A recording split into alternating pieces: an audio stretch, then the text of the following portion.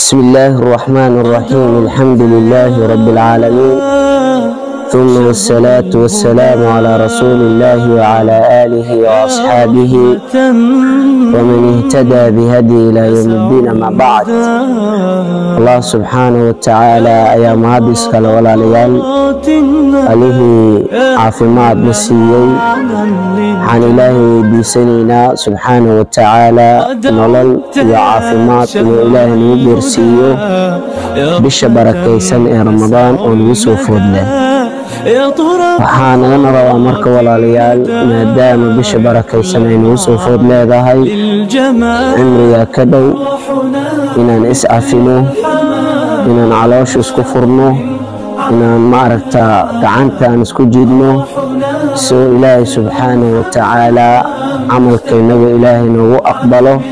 maxaa yeelay dadka hadday labada qofood ay isdagaalsan yihiin ay col yihiin, ilaahay subxaanahu wa tacaala camalkooda kama aqbalayo inay ka heshiiyaan.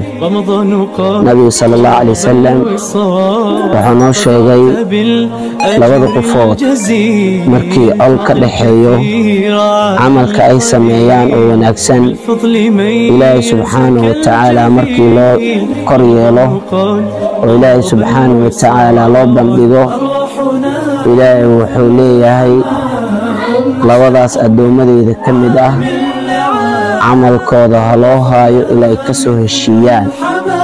markay heshiiyaan kadib ayaa aqbal ayaa la leeyahay camalkooda. marka walaalayaal inaan iscafino, calooshaan isku furno, ilaahay soo dembigayna oo noogu dhaafo. حايل إلهي سبحانه وتعالى وحوله وليعفوا وليصفحوا ألا تحبون أن يغفر الله لكم.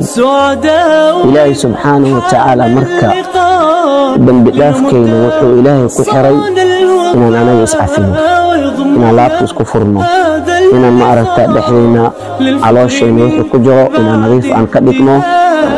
qofka muslimka ee qofka kale walaalkiis inuu saddex maalmood wax ka badan oo ka hijroodo alka aad ma banaana.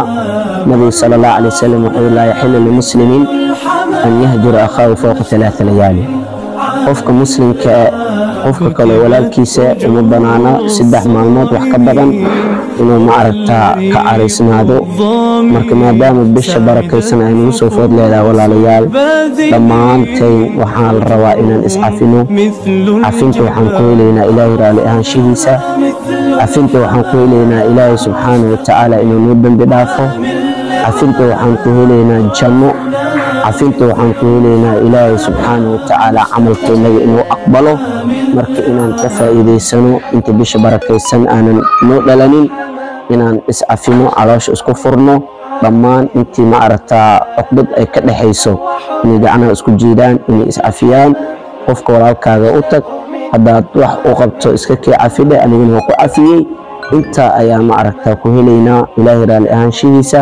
marka dhammaan walaalaha waxaan isku baraarujinaynaa ilaahay subxaanahu wa tacaala bisha ramadaan ee barakaysan ilaahay nagu geersiiyo cimri iyo caafimaad, ilaahayna camalka allah naga aqbalo.